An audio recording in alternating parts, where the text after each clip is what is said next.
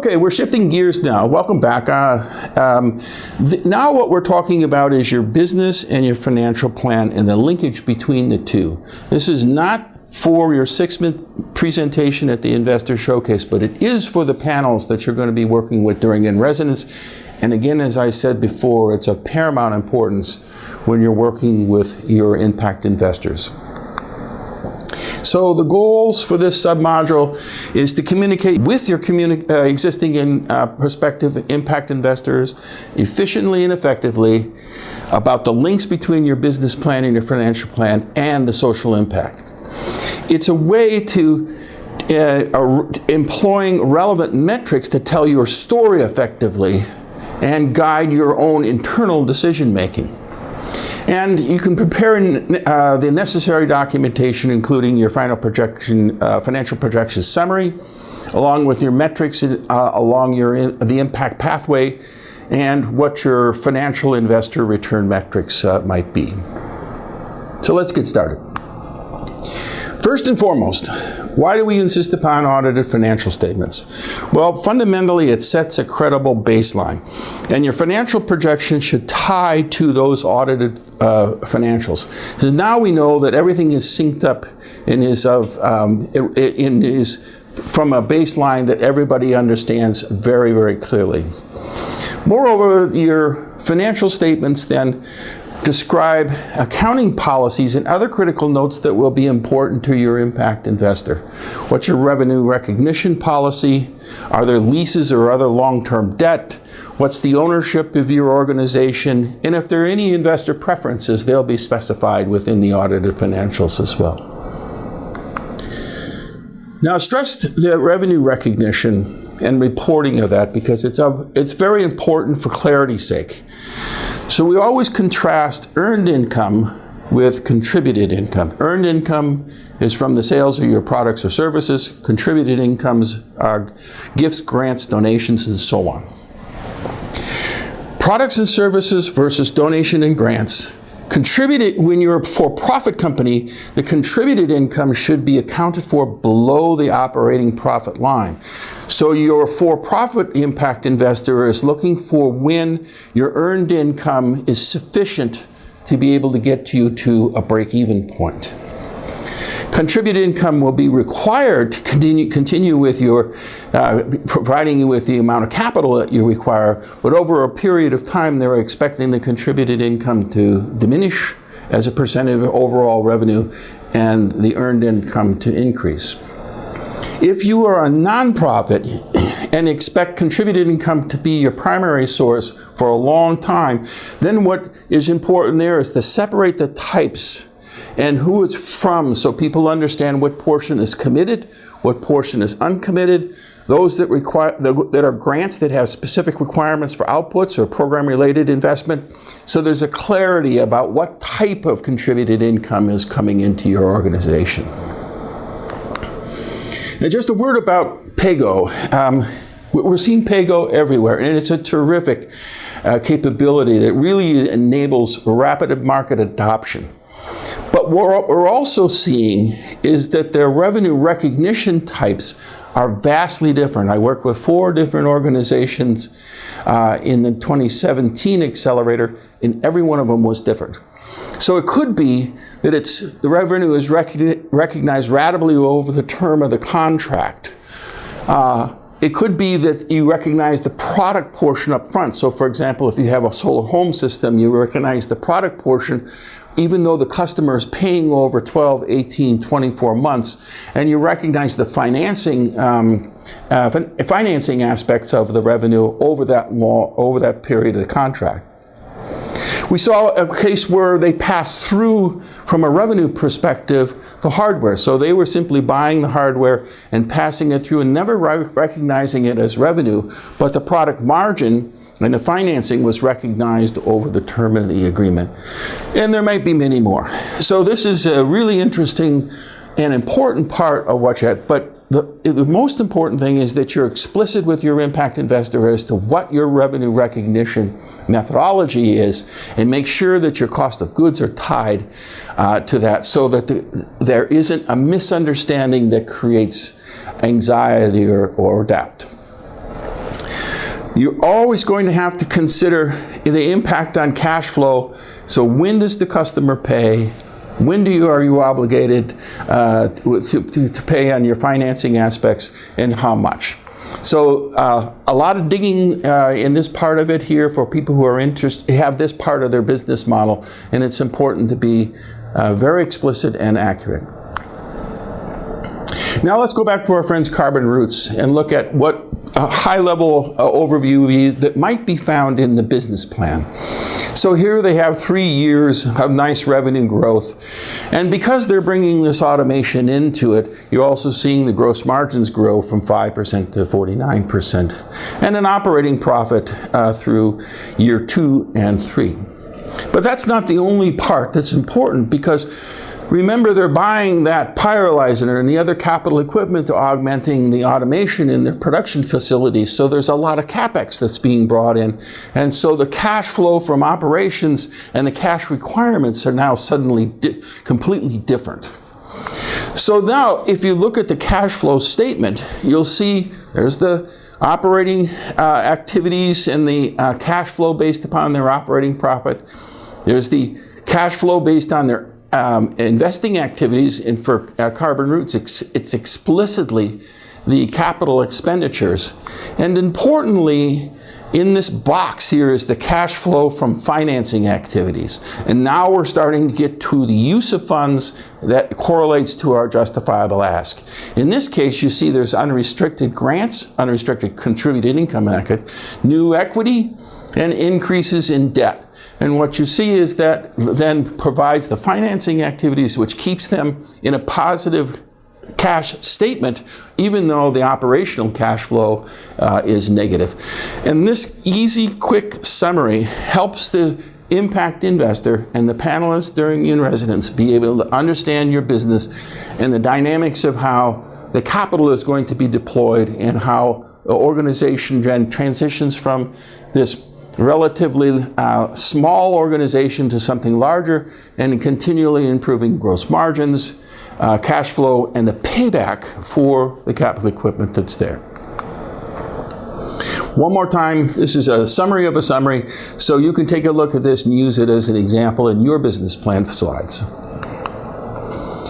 Now, I've been talking a lot about cash flow, and I can't emphasize it enough. So you'll see this slide 4 times more during the course of these modules. And what it is, it's the cumulative net cash flow. So if you look at it today in this simple overview, what is my current cash? There will be a period of time when I'm burning cash, meaning I'm sending more cash out than I'm taking in. This may be prior to your investment. So by expressing it in terms of what is the burn rate and how much are you burning over a period of time, you're starting to articulate what the total need for your capital requirements are.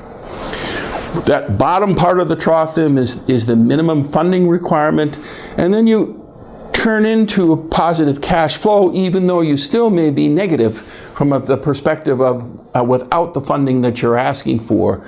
And then over a period of time, that positive cash flow turns into a period when there can be organic growth. And in particular for blended type investments, which includes debts, quasi-equity, equity, they're looking for this point when your organization is no longer required to do additional fundraising as a critical component of their decision-making process. Now, I'm referring back to the work that Tracy did with you early on in your impact model. And you recognize the impact pathway. So mission, activities, output, outcomes, and impact. And from a financial perspective, what we'd like to see is your metrics correlate to the impact pathway.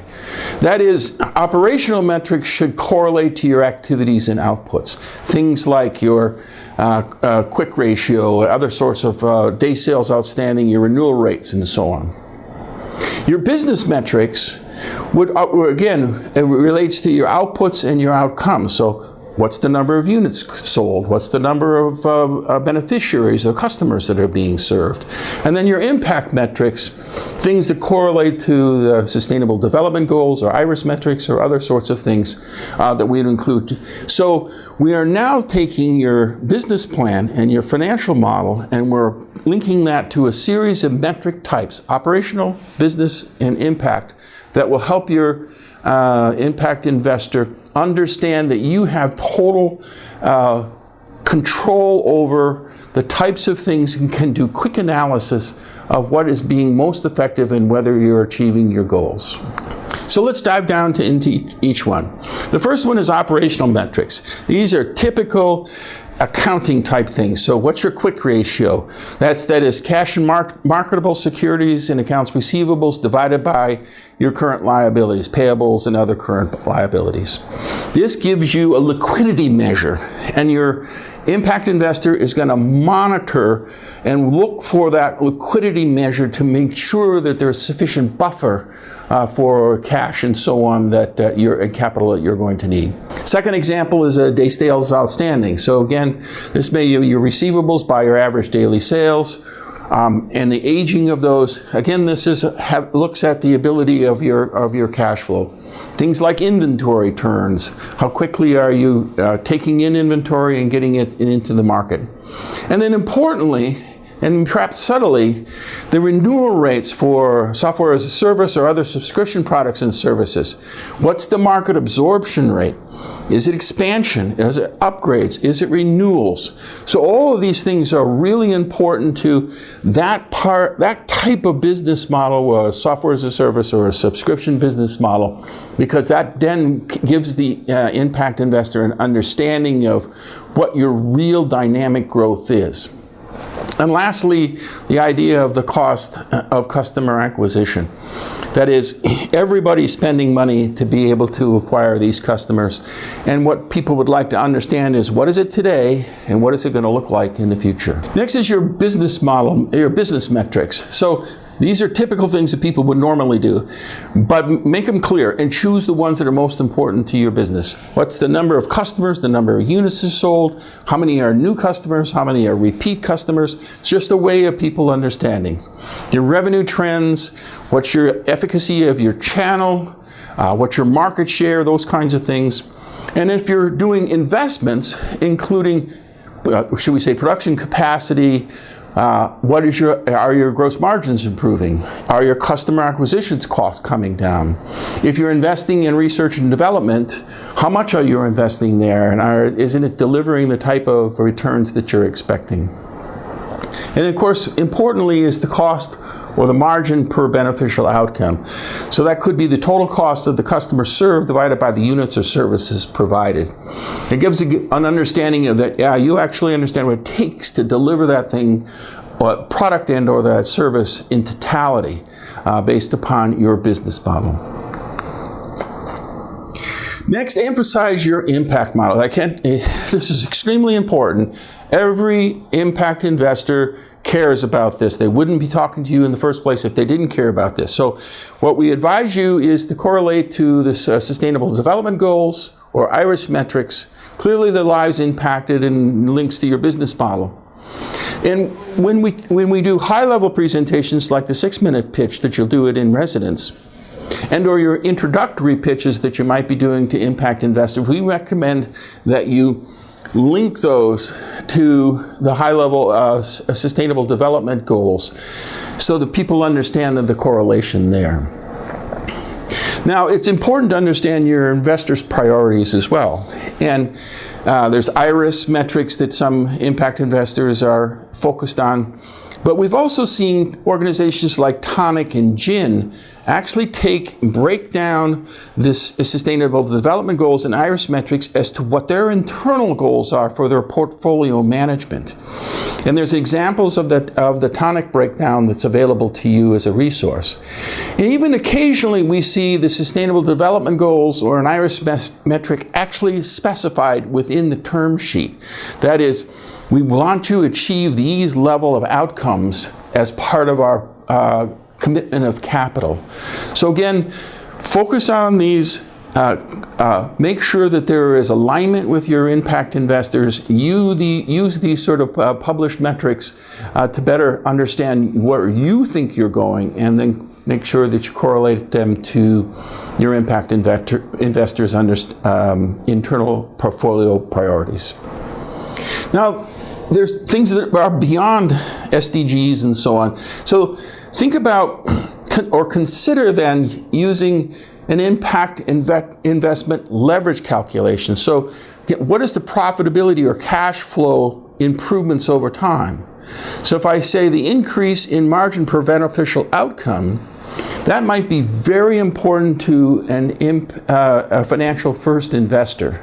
They're looking for those margins per beneficial outcome to continuously improve, because they know that that's the fundamental root cause, if you will, of improving cash flow. If you have a nonprofit, an impact-only investor or impact first, they may be looking for the reduction in the cost per beneficial outcome. That means your organization is becoming that much more efficient.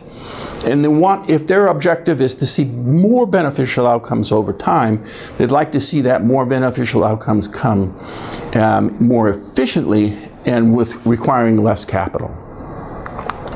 Interestingly, there's a whole new sets of things that are coming about as metrics. There's the notion of economic leverage. It's not just more than household income, but improvements to the standard of living. And there's organizations like the Poverty Stoplight and Progress Out of Poverty who are actually looking at household improvement metrics that are indicators that that a household is taking steps on the pathway out of poverty. And don't forget your value chain participants. So you'll remember carbon roots, and there was the farmers who had the agricultural waste. There's the people who actually produced the charcoal. There's the marginalized women who became the sales agents. And looking at the value to all those people in the value chain is of critical importance. We also have an alumni, Africa Clean Energy, and they determined that to design their own cook stove, but also to produce it locally. Now you're employing people and not only just delivering more clean and efficient cooking capabilities that reduce the cost for the customers, but you're also employing a number of local citizens. And all of these things are of importance to your impact investor. There's the notion of community leverage, and actually the Miller Center for Social Entrepreneurship has done really great work here. So it's extending the benefits and the impact. So in Solar Sister, who is a last mile distributor, is focused on women primarily to deliver these things. There's gender empowerment that has terrific ripple effect. There was research that was done by the Global Benefit Fellows in a company called All Across Africa, who are producing artisan products in Africa. And they looked at just not only the income for the artisans and the impact on their family, but then they looked at the impact on the rest of the organization. Food, education, healthcare, materials, and so on. And there's this amplification that occurred. And it was not even clear from the beginning that this actually took place, but the research that was done shows that it does take place, and actually in really large numbers. And so when you're thinking about talking about your impact metrics, not only limit yourself to those that are specified by SDGs and so on, but also what may be community leverage. Finally, and probably the most advanced, is that people are thinking beyond the SDGs now. So there was an interesting gentleman named Carroll Quigley a long time ago started talking about the difference between a stable and unstable society, and how unstable societies require external constraints and internal ones are self-governing. And impact investors are starting to look at this kind of thing now. And there's a IRRC Institute that has an interesting report on a roadmap to assessing system level and SDG investments. So again, this looking at the larger community impact, and should we say the rising tide raising all boats. So the output for this section: update your multi-year financial projection if you need to. Identify the break-even points in the primary drivers. Make sure that you understand your cumulative net cash flow over the horizon of time. Then look at operational metrics, business metrics, and impact metrics. Pick the ones that are most important to your organization, 2 or 3, you don't need a whole lot, and start using those, and then be able to incorporate that into your financial projections so that they automatically update. That's it for now. I'll be back.